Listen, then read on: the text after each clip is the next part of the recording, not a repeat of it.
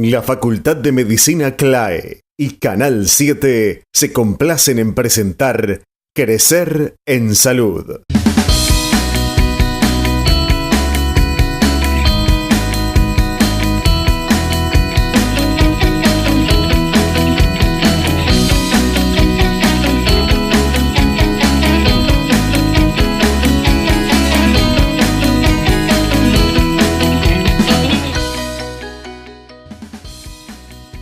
Buenas tardes, muchas gracias por acompañarnos.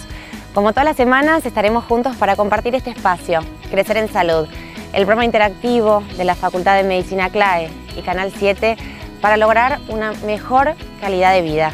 Y comenzamos ya con los avances del día de hoy. El dolor en el pecho con el doctor Edgardo Sandoya, la doctora Selva Lima y los controles ginecológicos, las caídas en el adulto mayor analizadas por el doctor Luis Cavalieri, los adelantos científicos de la medicina, cómo calcular y mantener el peso ideal con la licenciada Cecilia Severi, las respuestas a todas las consultas de nuestros televidentes. Para el doctor de garganta, ¿hay que tomar antibióticos? La respuesta del doctor Henry Albornoz.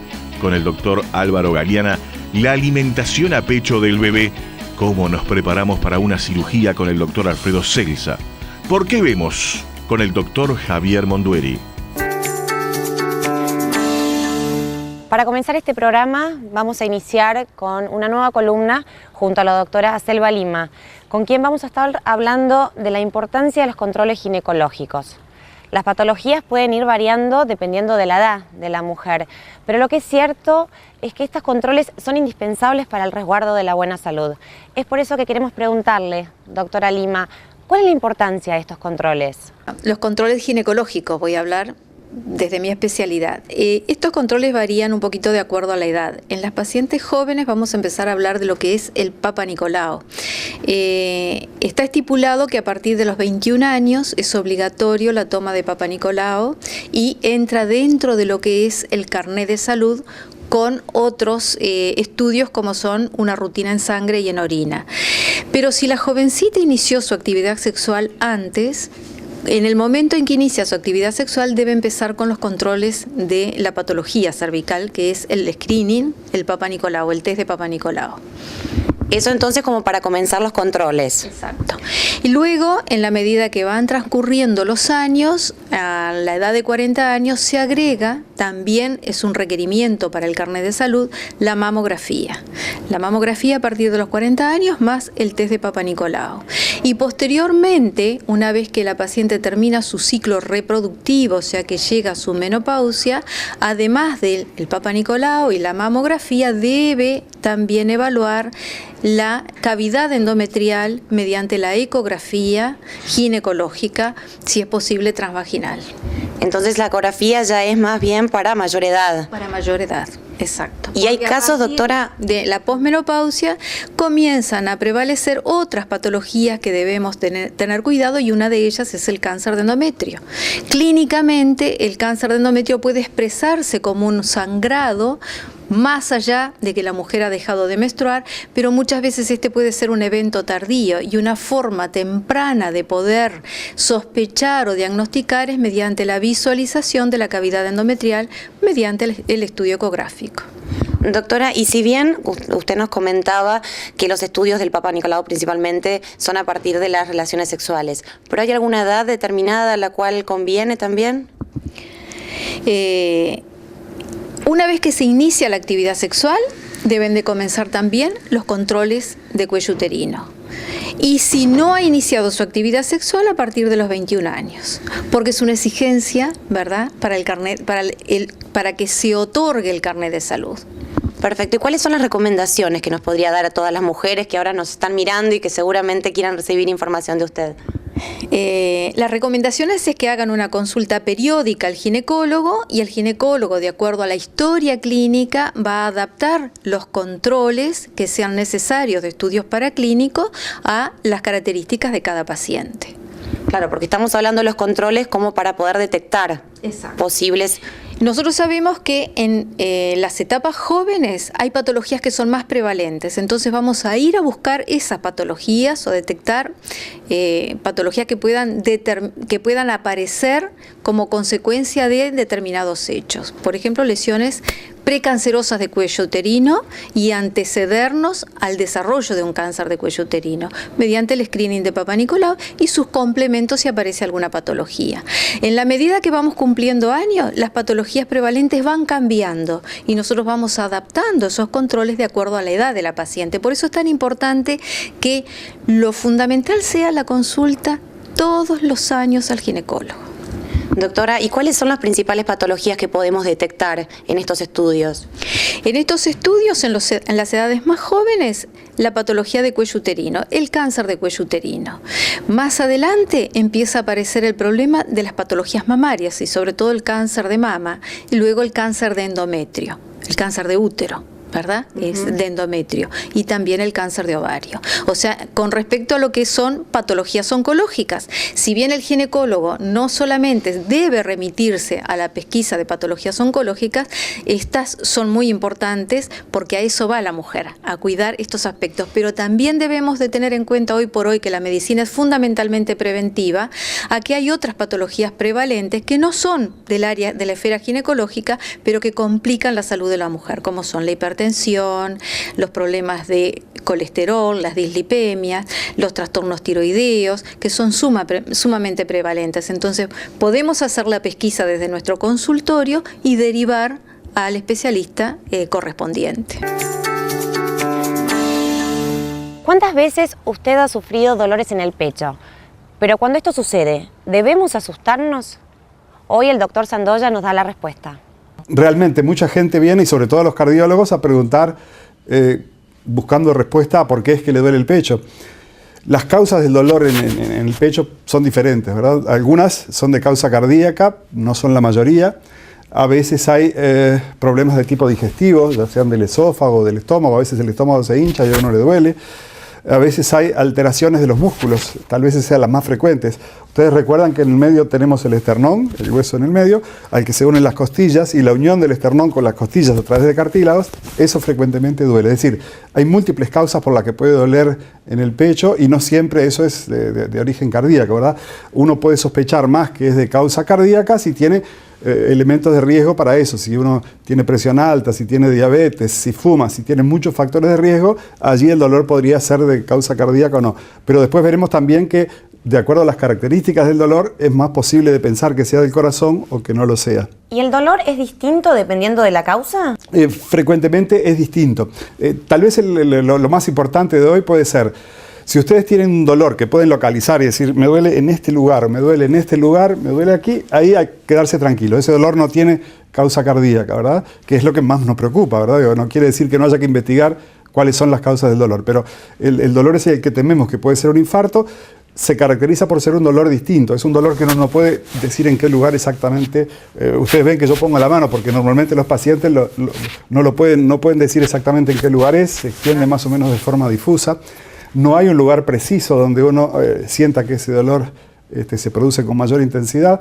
Si uno tiene un lugar, ¿verdad?, que le duele y se toca sobre todo y le duele en ese punto, allí prácticamente es imposible que esto sea de causa cardíaca. Digamos, en medicina no hay nada posible 100% ni imposible, ¿verdad? Pero es muy poco probable que eso sea de causa cardíaca. Si uno tiene dolores en el pecho, es necesario consultar para aclarar a ver bien cuál es la naturaleza del mismo, ¿verdad? Doctor, ¿y hay algunas otras cosas, algunos otros factores que nos hagan sospechar de que se trata de un infarto? Digamos, primero, los infartos es más probable que ocurran en personas que tienen riesgo elevado de tener un infarto. Puede pasar en cualquier persona, ¿verdad? Pero es mucho menos frecuente. Lo más frecuente es quien tiene riesgo elevado. ¿Y quién tiene riesgo elevado? Como recién decíamos, ¿verdad? Si uno tiene factores de riesgo, primero, si en su familia han habido muchos infartos a edad de jóvenes, si se fuma, si se tiene presión alta, si se tiene colesterol alto, si se tiene diabetes, hay más probabilidad de que uno tenga un infarto. El dolor del infarto, entonces decíamos, se produce en el centro del pecho, en general, a veces también puede ser en la mandíbula, ¿verdad? A veces también puede ser en el brazo, pero eso es menos frecuente, lo más frecuente es en el centro del pecho, es un dolor que aprieta fuerte, ¿verdad? Que uno a veces es como un ardor intenso, en general es opresivo. Pero además, si esto ocurriera por un problema coronario agudo de tipo infarto, además de eso uno tiene la sensación de que va a arrojar, ¿verdad? Tiene náuseas, se agrega sudoración, uno se siente inquieto, muchas veces se acompaña de la sensación, me está pasando algo, aquí me voy a morir. Lo complicado de esto es que a veces algunos cuadros que no tienen naturaleza cardíaca también son parecidos, ¿verdad? Pero entonces, para poner un extremo, si se es una chica joven, sin antecedentes de familia, sin factores de riesgo y tiene ese dolor, es muy poco probable de que eso sea así, de que se esté tratando de un infarto, ¿verdad? Si es, por el contrario, si es un hombre de más edad que tiene factores de riesgo y tiene eso, hay que buscar ayuda, tomarse una aspirina, medida 1, y buscar ayuda médica por la duda de que esto pueda estarse tratando de un infarto, ¿verdad? Buena recomendación, doctor, la aspirina. El ácido acetilsalicílico, que es lo que tiene la aspirina, ¿verdad? Cuando uno lo que está teniendo es un infarto, reduce 25% la mortalidad, así que es una medida extremadamente efectiva, ¿verdad? La investigación ha demostrado eso, que si uno sospecha de que está teniendo algo de eso, masticarse la aspirina, ¿verdad? O para que el fundamento de masticarla es que se deshaga rápido y que uno alcance niveles en la sangre suficientes para detener lo que lleva a provocar un infarto, ¿verdad? A veces uno puede tener dolores en el pecho también, de causa coronaria, pero sin que esto sea un infarto. En ese caso, digamos, el infarto se produce porque una arteria coronaria se tapa completamente y entonces eso hace que el corazón se quede sin sangre, el músculo cardíaco, y eso es lo que da el dolor y los problemas asociados. A veces en forma crónica uno puede tener, así como los caños están un poco tapados con sarro, a veces puede tener las arterias un poco tapadas y entonces tener un dolor de causa coronaria, pero es un dolor que aparece al hacer un esfuerzo y cuando uno deja de hacer el esfuerzo, ese dolor se va. En ese caso no es un dolor de riesgo, ¿verdad? Si bien hay una enfermedad que hay que tratar, no es como el infarto que uno debe inmediatamente recibir tratamiento porque si no puede tener complicaciones. A veces hay dolores entonces de causa coronaria que aparecen al hacer algún esfuerzo o si hace mucho frío o luego de comer, ¿verdad? En ese caso, sin duda que hay que, ¿verdad?, consultar al médico, probablemente lo derivará al cardiólogo, pero con un tratamiento médico adecuado puede tener una calidad de vida y un pronóstico muy bueno. Es distinto al dolor del infarto, que ese es el dolor con esas características que decíamos, pero que no se va, ¿verdad?, que dura unos cuantos minutos, a veces media hora o más, y se asocia sobre todo a lo que decíamos, ganas de arrojar, transpiración u otros elementos. En un instante analizamos las caídas en el adulto mayor y los adelantos científicos en el mundo de la medicina. Ya volvemos.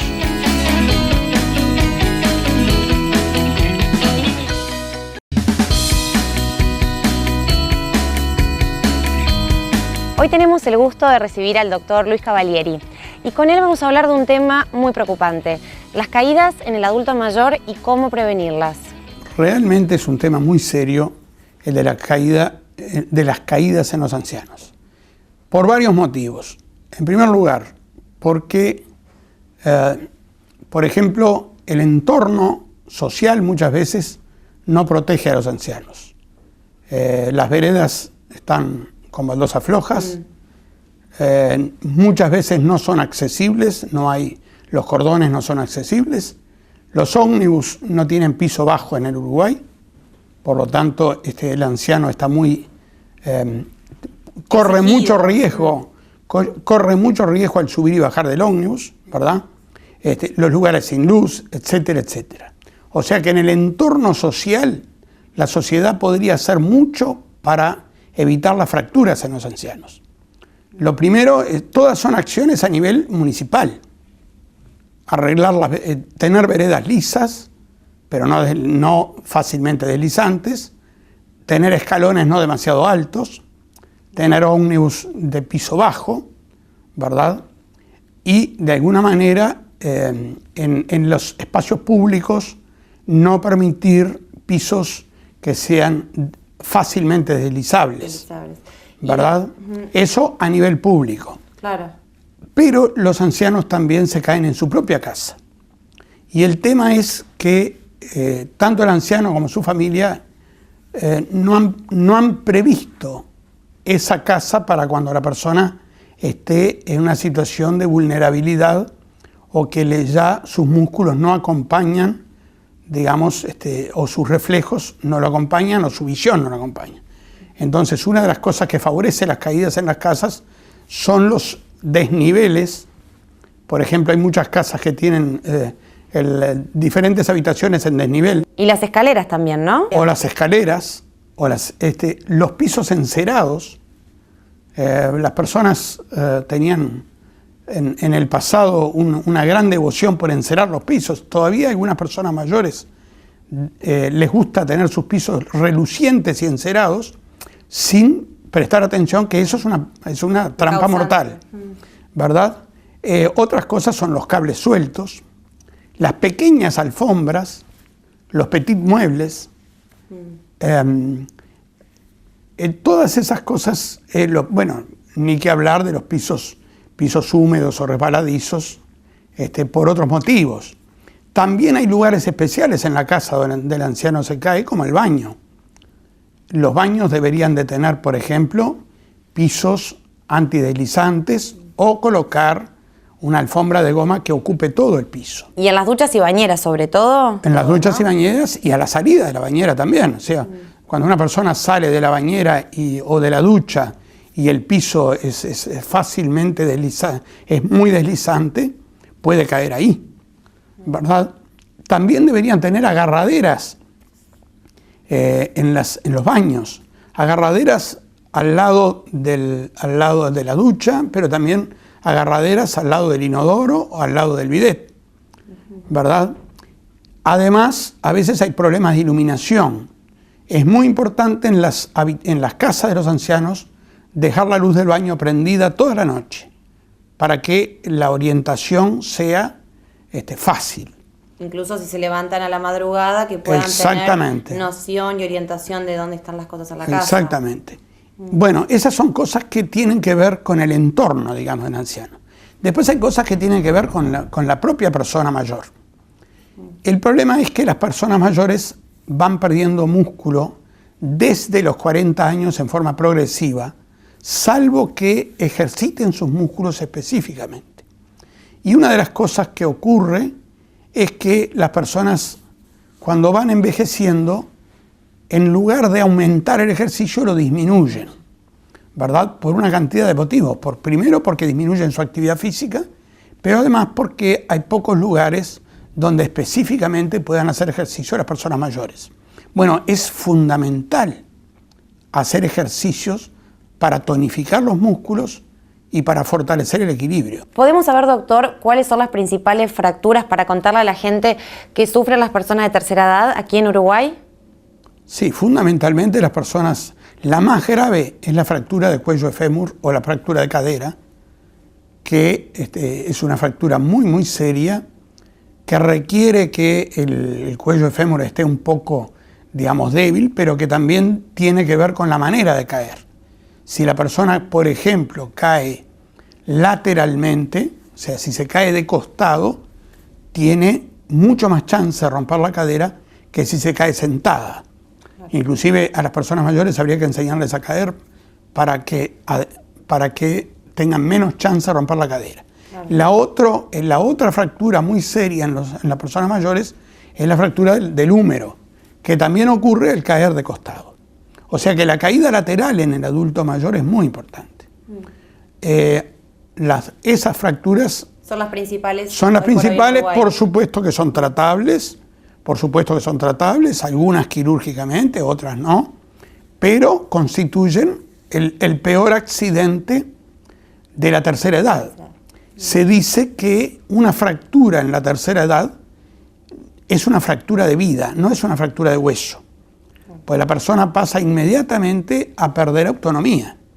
Y en la tercera edad la autonomía es una cuestión de dignidad fundamental. Adelantos científicos del mundo de la medicina en Crecer en Salud.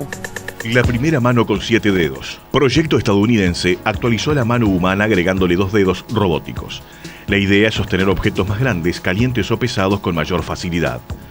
Los científicos de Fay Wu y Harry Asada del Instituto Tecnológico de Massachusetts están desarrollando una prótesis que permitirá contar con 7 dedos de la mano. Consiste en un dispositivo con 2 extensiones que hacen la vez de pequeños soportes para realizar diferentes tareas.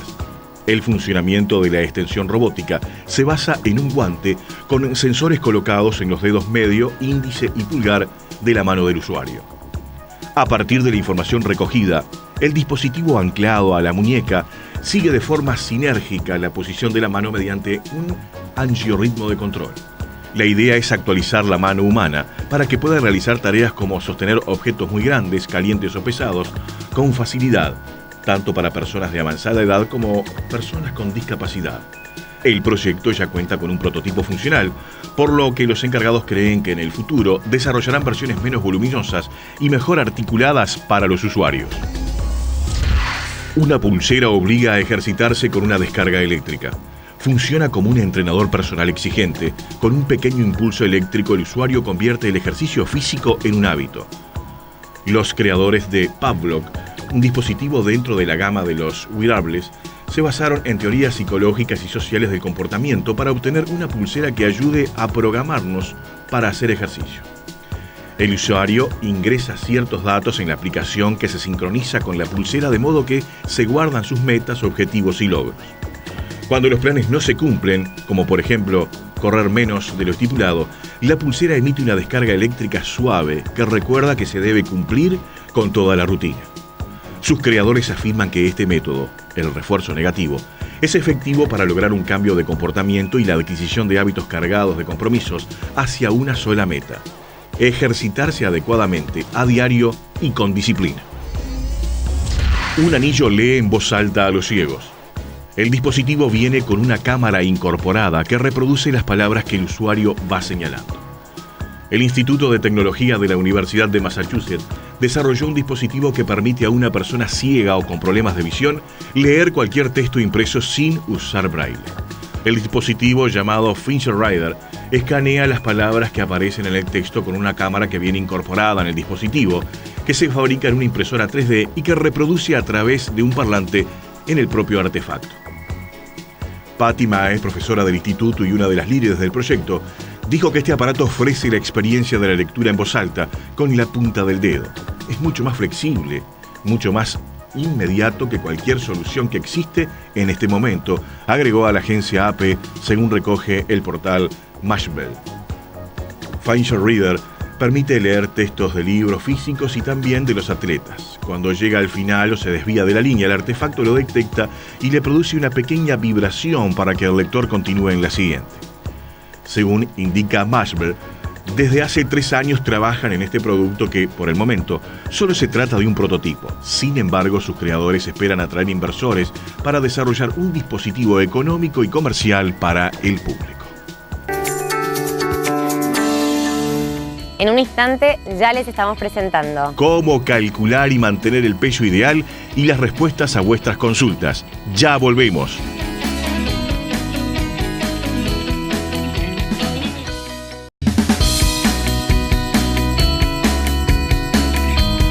El tener y lograr el peso ideal es una meta muy difícil de alcanzar para muchas personas. Por eso en el programa de hoy la licenciada Severi nos va a explicar cómo lograrlo. El peso ideal para cada uno es distinto, ¿no? Ni mucho ni poco, lo justo para ti. La Organización Mundial de la Salud recomienda una medida que es el índice de masa corporal y que tiene que estar entre 19 y 25. El índice de masa corporal se calcula el peso en kilos sobre la altura de cada uno al cuadrado. Es decir, el peso sobre la altura por la altura. Y eso me da un valor.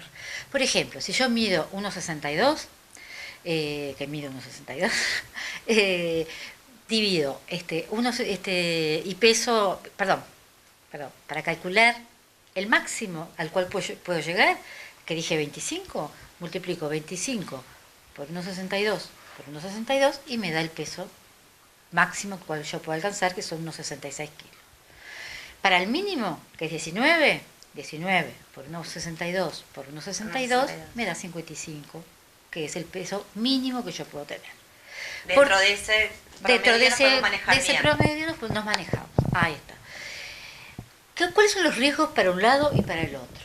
Si nosotros tenemos por debajo de 19, tenemos menos grasa corporal, porque el índice de masa corporal está asociado directamente a la distribución de grasa en el cuerpo. Entonces, tenemos menos defensas, pasamos más frío, nos enfermamos más, y las enfermedades se nos hacen más graves. O sea, si estamos muy flacos no es bueno. ¿Tá? Pero si nosotros nos pasamos de 25, tampoco es bueno. Es cuando tenemos más grasa, sobre todo si la grasa está concentrada en la barriga. ¿Tá? ¿Por qué? Porque la grasa abdominal y la grasa en términos generales está asociada al aumento de enfermedades cardiovasculares como el infarto, ¿verdad? O el infarto cerebrovascular, etc. ¿Tá? Entonces, es muy importante mantenerlo en esos rangos. ¿Y para mantenerlo qué aconseja? Para poderlo mantener, primero evalúense, calcule cada uno su peso, su propio índice de masa corporal, con su peso y su altura. ¿tá? Eso es importante. Y después ahí ver, si cae por debajo, bueno, yo creo que, bueno, hay que hacer una consulta, por supuesto, pero en términos generales habría que aumentar algún kilito más. Si cae por encima, hay que convencerse de que hay que hacer alguna dieta hipocalórica. ¿Cómo mantenerlo si estamos bien?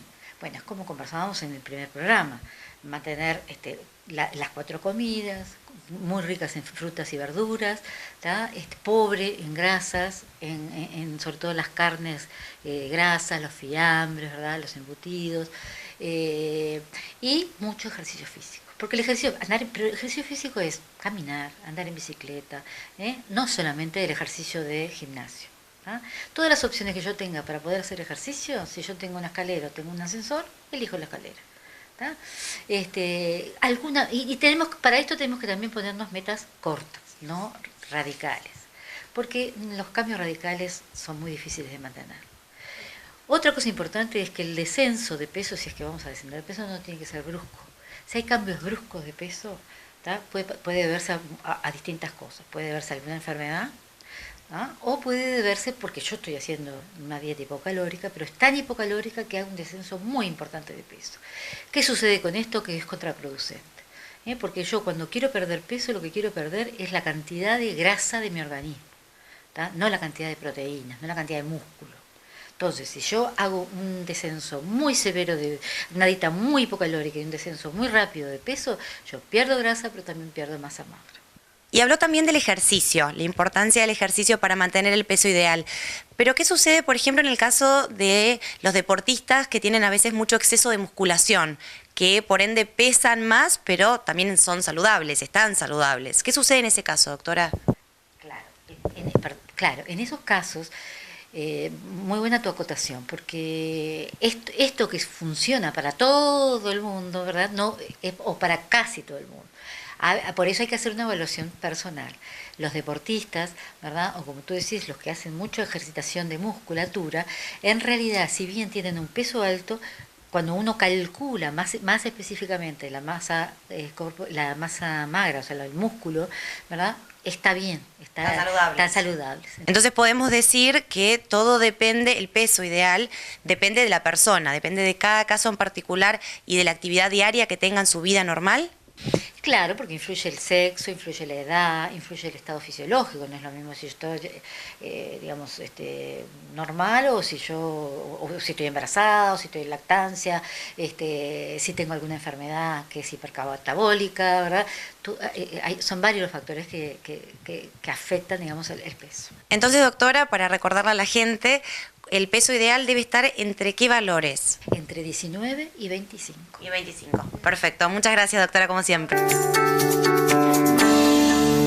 Y llegamos al espacio tan esperado por todos, donde estamos con el doctor Sandoya. Doctor, muy bienvenido, para responder a todas las preguntas que ustedes nos enviaron a nuestro mail, crecerenssalud@canal7.com.uy, y también a nuestro teléfono 098-513-281. Nos ha llegado de todo y también nos han llegado felicitaciones, y nos comenta un televidente, por ejemplo, nos felicita por el programa y nos dice: no llegué a escuchar al doctor Morillo explicando cómo matar los hongos de humedad.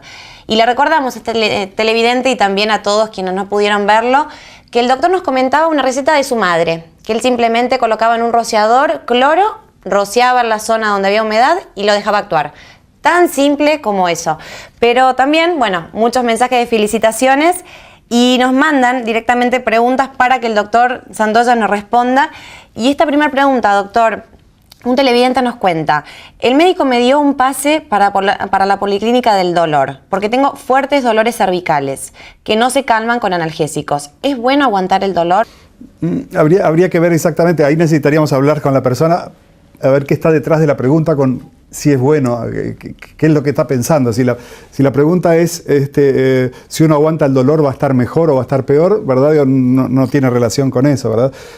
Primero, si lo mandaron a la policlínica del dolor es porque su médico ha definido que el dolor cervical que tiene es de difícil manejo y entonces en ese lugar especializado van a tratar de encontrar una causa. Pero, digamos, si lo que buscaba era una respuesta a decir si uno aguanta el dolor va a estar mejor o si no lo aguanta va a estar peor, no, eso no tiene ninguna, digamos, no hace la diferencia. No hace la diferencia, esa es exactamente, Valentina, esa es la palabra. Otro televidente nos consulta por la hernia de disco. ¿Qué es, doctor, la hernia de disco? La columna, como todos sabemos y en algún programa aquí se ha visto, tiene mucha movilidad, ¿verdad? Está formada por vértebras, unas apiladas encima de la otra, desde la columna cervical, como recién nos preguntaban, hasta la columna lumbar, sacra, etc. Entre vértebra y vértebra hay, que son huesos, ¿verdad? Hay una sustancia que son los discos intervertebrales, como esas galletitas, que hay marrones que tienen una galletita marrón arriba, otra marrón abajo y algo blanco en el medio. Sí.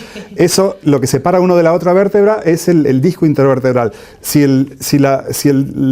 se comprime mucho una vértebra con la otra, ese disco puede romperse un poquito hacia los costados, a eso se llama una hernia, y comprimir las raíces nerviosas que pasan por dentro de la columna y eso en general provoca dolor.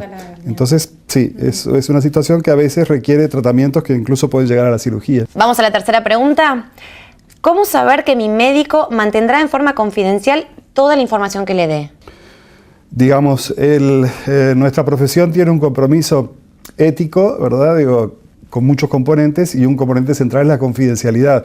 Algo que el paciente me manifestó a mí es algo que queda entre el paciente y yo y no hay forma de que eso trascienda, ¿verdad? Excepto que el paciente autorice a que uno lo comunique. De hecho, a veces sucede que un tercero conocido, suponte, Valentina, que yo te atendí a ti y viene una amiga tuya y me dice, doctor, hoy Valentina estuvo, ¿y qué tiene Valentina? Y yo le voy a decir, eso es algo entre Valentina y yo. Si ella te lo quiere decir, tú se lo preguntas, ¿verdad? Pero yo de ninguna forma puedo hacerlo. Si el paciente quiere garantías en ese sentido, ¿verdad? Digamos, Uruguay tiene una cosa que se llama el Colegio Médico del Uruguay, es una figura que se creó por ley, a la que todos los médicos votamos para elegir quiénes lo integran, y si un médico, supongamos, si el paciente esta persona que nos consulta, tiene duda de si su médico actuó de forma indebida, puede plantear puede llegar al extremo de plantear de plantear esa situación al colegio médico, ¿verdad? Y va a ser evaluado por otros médicos que si determinan de que eso realmente ocurrió, eso va a ser penalizado, ¿verdad? Pero yo le diría a los televidentes que se queden tranquilos, que los médicos normalmente lo que nuestro paciente nos dice queda en nosotros y de allí no sale, sin duda. También nos preguntan nuestros televidentes por la osteoporosis. ¿Por qué debo preocuparme por la osteoporosis? La osteoporosis es una enfermedad, digamos, los huesos, a pesar de que los vemos tan duros y tan rígidos, son un tejido vivo, entonces permanentemente se va intercambiando, los componentes se van modificando, las células, unas se van perdiendo y otras se van reproduciendo. En algunas personas la cantidad de densidad del tejido se va deteriorando, sobre todo con los años, ¿verdad? Sobre todo si se consume poco calcio, si se consume poca vitamina D, pero además también el fumar hace que la osteoporosis se produzca en mayor medida y eso hace que los huesos sean más débiles. Entonces la preocupación por la osteoporosis es porque puede eso llevar a fracturas de los huesos, ¿verdad? Sobre todo en las personas de más edad. Por ejemplo, la fractura de cadera, que es una de las fracturas frecuentes, ¿verdad? Pero no es el único elemento que lleva a que se produzcan las fracturas. El no realizar ninguna actividad física, ¿verdad? El estar muy sedentario hace que los músculos, que también forman parte de todo el aparato locomotor, estén más débiles y eso facilita las fracturas. Nos preguntan también por las cataratas y nos dicen, ¿la cirugía es el único tratamiento para las cataratas? ¿Es dolorosa la operación, doctor? Digamos, las cataratas se producen porque el ojo tiene un lente, ¿verdad? los cardiólogos, como es mi caso, cuando le decimos al paciente que en el corazón tenemos un marcapaso, se sorprenden, pero sí, el ser humano de fábrica viene con un marcapaso. Y en el ojo tenemos un lente. Ustedes vieron o van a ver en próximos programas cómo vemos a través del ojo humano. Y el lente que tenemos dentro del globo ocular es el que nos permite ver a mayor o menor distancia. Ese lente a veces se empieza a empañar, se empieza a enfermar y entonces eso es lo que provoca la catarata. En algunos momentos, cuando eso le dificulta mucho la visión al paciente, es necesaria la cirugía, pero no siempre, ¿verdad? Entonces, bueno, es bueno. Cada persona es diferente, ¿verdad? Y ahí es bueno intercambiar bien con el oftalmólogo cuáles son los riesgos de la intervención que se le va a hacer, si es que lo tiene, cuáles son los beneficios que va a tener, cuáles son las posibles complicaciones, etc. Y preguntaban si duele. Normalmente esa cirugía se maneja con anestesia local y los pacientes no tienen dolor, ¿no? No tienen para nada dolor. Y la última pregunta, doctor, del día de hoy. Nos preguntan por las contracturas, las famosas contracturas que padecemos con estrés o con fuerte ejercicio.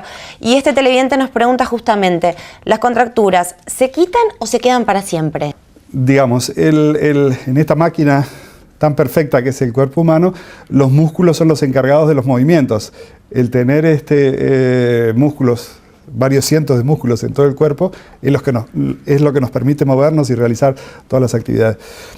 Las contracturas son un estado de tensión en el músculo más intenso de lo habitual. El músculo normalmente se contrae, uno mueve un brazo, el músculo bíceps se contrae y luego se relaja. A veces queda un poco tenso, ¿verdad? Y eso provoca dolor. Sobre todo ocurre si uno hace un ejercicio muy intenso al que no está acostumbrado, o a cualquiera le habrá pasado probablemente de estar hacer una actividad para la que no estaba acostumbrado y que después le queda doliendo por todos lados, ¿verdad? Bueno, porque esos de los muchos músculos que tenemos en el organismo, normalmente uno usa algunos, si no hace un ejercicio que los mueva a todos. Entonces, el día que lo hace, le van a quedar doliendo esos músculos. Las contracturas se producen por un trabajo fuerte sobre ese músculo y habitualmente se van. Habitualmente es algo puede ser mantener mucho tiempo una postura. Una determinada posición, ¿verdad? Sí, o a veces uno está muy tenso, ¿verdad? Son relativamente frecuentes la contractura de los músculos de la nuca, ¿verdad? Entonces, muchas personas que tienen incluso dolor en la cabeza, ese es uno de los casos frecuentes de consulta. Las personas dicen, tengo como que se me duerme aquí en la cabeza y tengo un dolor que no lo soporto, y eso se produce porque la contractura a nivel de los músculos de la columna cervical comprimen raíces nerviosas que salen, que van todo para dar la sensibilidad al cuero cabelludo, y entonces el dolor ese de acá arriba en realidad proviene de contractura de los músculos cervicales. Habitualmente eso con manejo de fisioterapia, a veces medicamentos y calor y demás se soluciona y se va. No duran para siempre. Hay algunas enfermedades poco frecuentes en las cuales hay contracturas que son de difícil manejo, pero la contractura habitual se va y no son para siempre. Ya vuelvo con ustedes para presentarles todo lo que debemos saber de la alimentación a pecho de un bebé. ¿Cómo nos preparamos para una cirugía?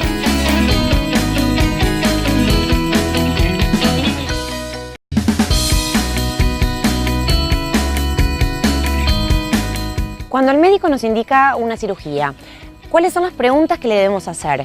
¿Qué riesgos tenemos? Hoy le damos la bienvenida a Crecer en Salud al doctor Alfredo Celsa, con quien vamos a hablar de la información que debe recibir el paciente antes de una cirugía. Lo que un paciente debe preguntarle a su médico tratante cuando éste indicó una cirugía son, en líneas generales, cuáles son las ventajas de operarme o no operarme, las complicaciones más frecuentes, y una de las preguntas que más nos hacen los pacientes son los niveles de dolor que van a sentir. En líneas generales va a depender muchísimo del tipo de cirugía, de la patología que sea. No es lo mismo una cirugía de las que más frecuentemente realizamos, que es una hernia inguinal, en la cual el paciente ingresa de mañana y en líneas generales en la tarde o en las 24 horas está a su casa, que por ejemplo una cirugía de resección de un cáncer de recto, lo cual supone una cirugía mucho más grande, con mayores complicaciones, y las estadías oscilan de entre 3 a 5 días. En líneas generales, la analgesia, que es un tema fundamental, hoy en día tratamos de que el paciente pase lo mejor posible, pero es casi imposible luego de un postoperatorio no sentir cierto nivel de dolor. En líneas generales, hoy en día se ha mejorado mucho en cuanto a la analgesia, se conoce mucho más la respuesta analgésica, aunque es muy particular de cada paciente. Y lo que hemos visto que es increíble, pero que es así que lo demuestran los estudios, es que el nivel de analgesia o de dolor está vinculado a varias características propias de cada paciente. Una es al nivel cultural. Sabemos que las personas que tienen estudios universitarios toleran mejor el dolor, como también los estratos sociales más carenciados tienen mayores niveles de dolor. Entonces son todos elementos que nosotros utilizamos cuando vamos a preparar la analgesia para un paciente. Pero en líneas generales, luego de un posoperatorio, yo le diría que las primeras 6-8 horas el nivel de dolor que sienten los pacientes es un dolor tolerable. La medicación se hace de forma continua, o sea que no es necesario como antes esperar que el paciente tenga dolor para hacerle el calmante. Hoy ya el paciente ya sale de bloque quirúrgico luego de la cirugía con un grado de analgesia muy importante. Y cuando uno le pregunta a los pacientes, que es una pregunta que habitualmente hacemos porque es una forma de control de calidad, cómo pasó su posoperatorio, y en líneas generales, en la gran mayoría de las veces, nos encontramos en que la tolerancia al dolor o los niveles de dolor fueron tolerables. Además, digamos que con los avances de la medicina también va mejorando eso, ¿no? Que podemos ayudar al paciente a controlar ese dolor. Sí, en líneas generales creo que no solo la analgesia posoperatorio, sino que el paciente tenga toda la información de lo que le va a pasar y lo que va a sentir. Lo que vemos todos los días es que cuando un paciente está informado y sabe que en el posoperatorio puede tener dolor, se le puede infectar la herida operatoria, puede tener vómitos, si él ya tiene esa información, lo maneja cuando esa complicación se presenta mucho mejor que aquel paciente que no tiene información sobre lo que le va a pasar. Entonces, en líneas generales, nace todo de una cosa básica y fundamental en medicina, que es la relación médico-paciente. Y la relación médico-paciente se construye mediante un buen diálogo, preguntando, contestando y teniendo una buena relación. ¿Y en Uruguay cómo es la situación? ¿El paciente realmente pregunta al médico o es el médico que debe brindar la información porque no está acostumbrado a que el paciente consulte? Y bueno, en líneas generales, yo puedo hablar un poco de mi práctica. Y en líneas generales se da un poco de lo que hablaba hoy, de lo que muestra que los niveles culturales, o sea, aquella gente o pacientes que accedieron a nivel de formación secundaria o terciaria, son pacientes más propensos a hacer preguntas, pero en líneas generales, como médicos tenemos la obligación de, cuando indicamos un procedimiento, primero fundamentar por qué lo vamos a hacer, segundo decir tratamientos opcionales a ese tratamiento, y más que nada las complicaciones que tiene la paciente, porque además ninguna persona se debe someter a ningún acto quirúrgico o invasivo sin tener un consentimiento informado. El consentimiento informado es un documento que se realiza entre el paciente y el médico, en los cuales se le explica la patología que tiene, el procedimiento que se le va a realizar, por qué se le va a realizar y cuáles son las complicaciones potenciales que puede tener. El paciente va a dar el consentimiento de si quiere que se le haga ese procedimiento o no, y el médico debe respetar ese consentimiento. Yo he tenido pacientes con cáncer que luego de explicarle que hay que hacerle determinada cirugía, el paciente con toda la información opta por no operarse. Y bueno, eso hay que respetarlo porque cada uno tiene el derecho a hacer de su vida lo que quiere. Por supuesto. Después de estar bien informado, ¿no? Uno tiene que estar seguro que el paciente entendió las consecuencias de no tratarse, pero por supuesto que respetamos el derecho del paciente a la no atención. Y eso, doctor, es sumamente interesante para contarle a la gente, ¿no? Porque funciona a modo de contrato. Y bueno, es una especie de contrato en la cual nosotros no le podemos garantizar al paciente un 100% de resultados exitosos. En líneas generales siempre tratamos de hacer lo mejor posible, pero no siempre logramos los resultados que uno queremos porque es multivariable. Ahí va a haber condiciones del paciente, que el resultado capaz que no es bueno porque el paciente es un paciente diabético, hipertenso, obeso, todos elementos que aumentan el índice de complicaciones, pero como también puede haber de nuestra parte errores técnicos o diagnósticos tardíos, que es una cosa que sí que pasa, pero en líneas generales siempre tratamos de dar el mejor resultado y la mayor seguridad para el paciente. La leche materna es el mejor alimento que le puede proporcionar una madre a su hijo recién nacido, no solo por la composición, sino por el vínculo afectivo que se genera entre una mamá y su bebé en el acto de amamantar. Hoy nos acompaña el doctor Galeana para asesorarnos sobre cómo iniciarlos en la alimentación del bebé. La alimentación es todo un tema y es realmente, sin duda, uno de los temas que más estresa y más pone nervioso a las madres. Vamos a hablar de alimentación, vamos a empezar desde el principio, digamos, el bebé recién nacido. Los niños deben ser alimentados cuando es posible con la alimentación natural, y la alimentación natural es el pecho materno. O sea, en principio está todo de alguna manera pensado para que el niño nazca y después de haberse alimentado a través de su cordón umbilical y a través de la placenta, la madre continúe la alimentación del niño por el pecho y la composición y la situación de la leche materna va a ser la más adecuada porque es la que está pensada para cada uno de los momentos y cada una de las etapas de la vida del niño.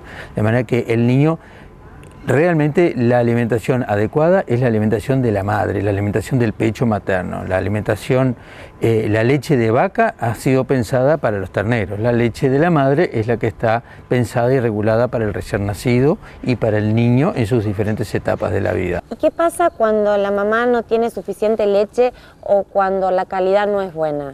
La calidad de la leche materna siempre es la correcta. No existe una leche materna que no sea de calidad adecuada. Siempre la calidad es la que corresponde, porque es la que corresponde para el niño en el momento que el niño la necesita, o sea, en la edad y en los días.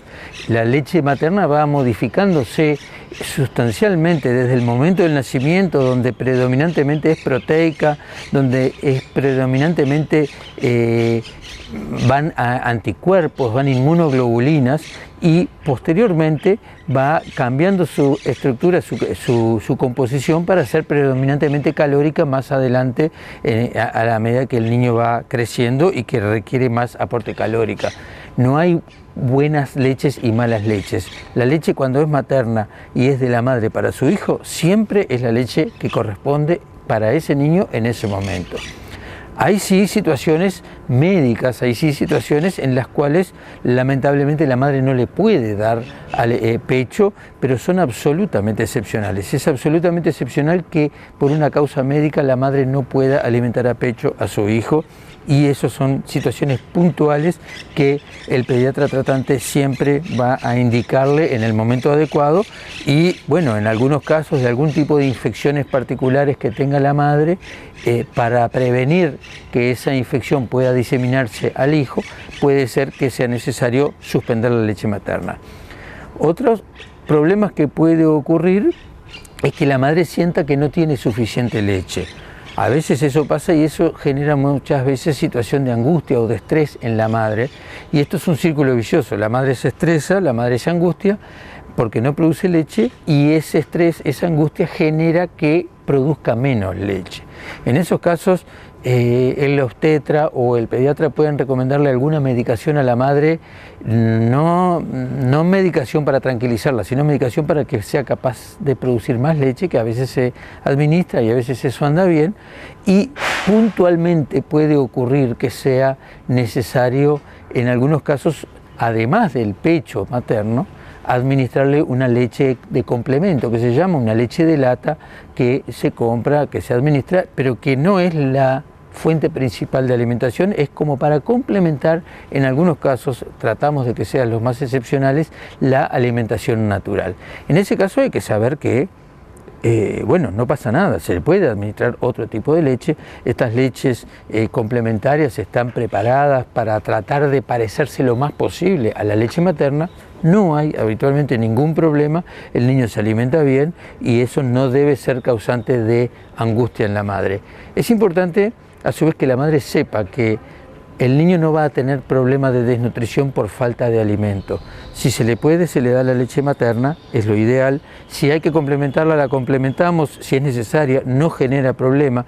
Pero muchas veces para la madre, solamente el hecho de saber que si ella no le puede dar, se puede dar otro complemento y el niño va a estar bien alimentado, le baja el estrés, le baja los nervios a la madre y con el paso de los días la madre va a tener capacidad de producir más leche y de esa manera poder continuar la alimentación materna. Doctor, ¿se debe alimentar al bebé por las noches? Eso es muy individual en cada niño. Si un niño tiene un peso muy bajo, no es bueno, estoy hablando de un peso bajo, estoy hablando de un niño que pese 2,5 kilos, 3 kilos y poco, y no es bueno que pasen 6 u 8 horas sin alimentarlo. Ahí tratamos de que a las 3 u 4 horas se alimente el niño. Si el niño espontáneamente se duerme, se alimenta, duerme 4 o 6 horas y el niño normalmente aumenta bien de peso en los sucesivos controles con el pediatra, tratamos de que lo que es natural y lo que es natural no intervenir en esas situaciones. El niño puede dormir 4 o 6 horas y durante el día recibe la alimentación a pecho cada 2 o 3 horas y durante la noche pega tirones más largos. Eso es lo mejor y eso así de esa manera también le permite descansar a la madre y le permite tener un buen descanso, que es imprescindible para que en ese descanso la madre después produzca más cantidad de leche y en la siguiente lactada, la siguiente vez que le da pecho, le dé más cantidad y el niño quede bien satisfecho. Para el final, 2 excelentes notas. ¿Debemos tomar antibióticos si nos duele la garganta? Porque vemos todo sobre el ojo humano.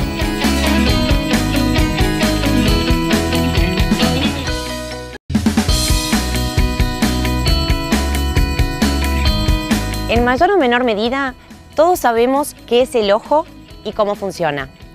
En el programa de hoy le damos la bienvenida al doctor Javier Mundueri, con quien vamos a hablar de todo lo que no sabemos sobre este sorprendente órgano, el ojo humano. Doctor, ¿por qué vemos? No es una pregunta fácil de contestar porque es un sistema muy complejo. De todas maneras, vemos porque el ojo está formado por un sistema óptico, como verán en la imagen, formado por la córnea, el cristalino, los humores acuoso y vítreo, la retina y el nervio óptico, y eso se continúa hacia el cerebro para que se produzca el fenómeno de la visión. Doctor Mundueri, ¿por qué vemos básicamente? Bueno, y vemos porque hay luz. Si no hay luz, no vemos. Lo mismo que los colores, los vemos porque hay luz. Se necesita luz para ver colores y cuanto menos luz vamos viendo en blanco y negro, y si no tenemos luz, por supuesto, no vemos. El fenómeno de la visión se produce porque hay luz. Entonces podemos decir que es un sistema complejo, el sistema ocular, óptico. Es muy complejo, un sistema óptico y un sistema de transmisión de los impulsos eléctricos hacia el cerebro. Entonces, ¿se podría decir que es uno de los sentidos más importantes que tenemos? Sí, efectivamente. Todos los sentidos son importantes, pero en este caso, a través del ojo llega el 90% de la información que recibimos, llega al cerebro. Fundamental, entonces. Evidentemente. Por ejemplo, si tú no ves bien, porque no usas los lentes, Claro.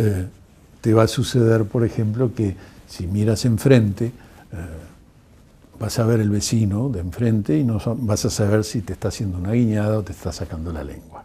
Claro. Por eso es importante no solo ver, sino ver bien. Y doctor, ¿nosotros mismos nos damos cuenta cuando empezamos a ver mal o debemos concurrir al médico? A veces se dan cuenta cuando empiezan, sobre todo cuando hay variaciones bruscas, pero a veces no se dan cuenta inmediatamente. De la misma manera que hay gente que llega a los 30 años o 40 y resulta que no saben que hay que ver con los 2 ojos, ven solo con un ojo y ellos creen que eso es normal. Lo normal es que tengan que ver con los 2 ojos y igualmente, en forma igual, ¿no? ¿Y a partir de qué edad recomienda ir al oftalmólogo? Bueno, la recomendación real, desde que se nace, hay que ver al oftalmólogo.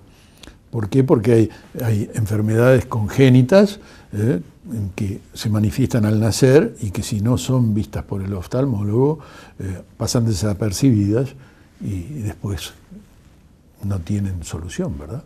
Si bien es un tema del cual podemos hablar muchísimo más, ¿por qué básicamente vamos perdiendo la visión? Bueno, hay que tener un poco claro lo que es pérdida de visión y lo que es disminución de visión. Son 2 cosas distintas, porque si tú esa disminución o pérdida, como le llama la mayoría de la gente, lo arreglas con unos lentes, por ejemplo, eso no es una pérdida de visión. Hay que tenerlo bien claro. No vas perdiendo la visión normalmente, sino que va disminuyendo y eso se puede solucionar muchas veces simplemente con unos lentes o con cirugía. ¿Y siempre tiene solución o la operación es el último remedio? No es tampoco el último remedio, pero tenemos que ser optimistas y pensar que siempre tiene solución. Hoy con el doctor Henry Albornoz, reconocido médico infectólogo, vamos a hablar sobre si es necesario tomar o no antibióticos cuando nos duele la garganta. Doctor, ¿debo tomar antibióticos? En primer lugar, yo creo que es importante aclarar que el dolor de garganta en sí puede ser un síntoma de una enfermedad, un síntoma de una enfermedad infecciosa, por ejemplo, pero puede ser un síntoma que no esté traduciendo ninguna enfermedad, sino que puede ser un síntoma transitorio de alguien que de repente cursa con ardor de garganta porque durmió con la boca abierta, porque estuvo expuesto a un ambiente con condiciones climáticas inadecuadas, al frío o un ambiente muy seco. Entonces, eso puede ser un simple síntoma que se vaya en el transcurso de algunas horas. Y en ese caso no habría que tomar ningún medicamento y seguramente si no aparecen nuevos síntomas, ni siquiera consultar al médico, porque eso retrocede espontáneamente. Ahora, si los síntomas persisten, antes de tomar sobre todo antibióticos, quizás otros medicamentos se pudieran tomar. Un analgésico común se puede tomar. ¿Qué queremos decir entonces con analgésico? Por ejemplo, ¿los jarabes también sirven? Sí, pueden ser jarabes, pueden ser los caramelos que tienen antisépticos y analgésicos para la garganta, o puede ser un comprimido analgésico común de dipirona, paracetamol. Esos son medicamentos que alivian los síntomas y como tal el dolor de garganta es un síntoma, no es ninguna enfermedad en principio. Ahora, si a ese síntoma inicial se le agregan otros síntomas, bueno, la persona está difónica, el dolor de garganta aumenta, dificulta tragar, agrega fiebre o tiene una disfonía muy importante o agrega tos con expectoración, bueno, el dolor de garganta ya no es un síntoma aislado, sino que se presenta junto con otros síntomas y bueno, en esas condiciones probablemente esté significando que la persona está cursando alguna enfermedad. En ese caso, doctor, ¿es recomendable consultar al médico? Sin duda, en ese caso es recomendable consultar al médico. Esto es mucho más frecuente en la población de niños, en la población pediátrica, porque digamos, muchas veces ellos tienen cierta dificultad para manifestar la importancia de los síntomas y los padres detectan a veces precozmente esos síntomas porque no quiere tragar, porque llora cuando traga o porque simplemente ya cuando es más grande dice que le duele para tragar, y bueno, y eso motiva la consulta en los niños. En los adultos en general la consulta es un poco más tardía y ya ocurre cuando agregan otros síntomas o cuando el dolor es persistente y no alivió con los analgésicos comunes o con otros tratamientos, digamos, a veces caseros, para decirlo de alguna manera, ¿no? ¿Y qué precauciones debemos tener para evitar, sobre todo en esta época del año, en invierno, estos dolores de garganta? Bueno, lo que pasa es que hay algunos de estos dolores de garganta, como decíamos, que son parte de una infección de las vías respiratorias altas. Ahí lo importante es tener presente que la mayor parte de esas infecciones de las vías respiratorias altas son virales, o sea, son causadas por virus respiratorios habituales. El virus de la gripe puede ser uno, pero fundamentalmente hay otro conjunto de virus que dan rinitis, rinofaringitis, y que dan otros síntomas acompañando al dolor de garganta.